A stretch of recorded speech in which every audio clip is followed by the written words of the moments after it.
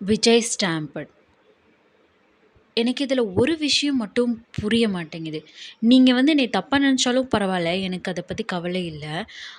ஆனா, நம்ம இதுக்கு முன்னாடி நார்த் சைட்ல ஒரு டெம்பிள்ல ஒரு கும்பாபிஷேகம், மகா கும்பாபிஷேகம் நடந்தப்போ, ட்ரெயின்ல நெறையா பேர் உள்ள போய் இறந்தாங்க. தெரியுமா? ஞாபகம் இருக்கா?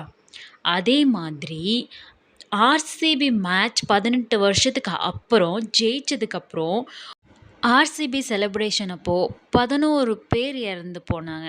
ஏதாவது ஒரு ஊர்ல ஏதாவது ஒரு பொருள் அதிகமா புரொடக்ஷன் பண்ணிட்டு இருந்தோம்னா, அந்த பொருள் அந்த ஊர்ல கொஞ்சம் மலிவா கிடைக்குமா, இல்லைன்னா இலவசமா கிடைக்குமா.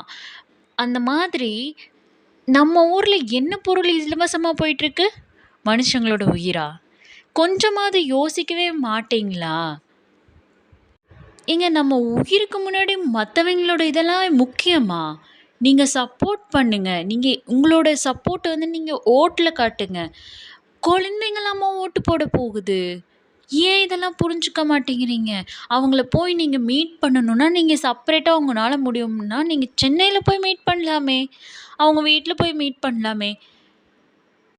அவங்க தப்பு, இவங்க தப்புன்னு சொல்றதுக்கு முன்னாடி, இது நம்ம தப்புங்க. நம்மள ஏன் மறுபடியும் மறுபடியும் எல்லாரும் முட்டாளுன்னு சொல்ல வேண்டாமே! நம்மள இளக்காரமா நினைக்க வேண்டாமே! இன்னைக்கு இந்தியா வெளி ஃபாரின் கண்ட்ரில எத்தன பேர் அங்க போய் வேலை செய்றவங்களெல்லாம் ஏதாவது ஒரு சொல்லி திருப்பி அனுப்பிட்டு இருக்காங்க.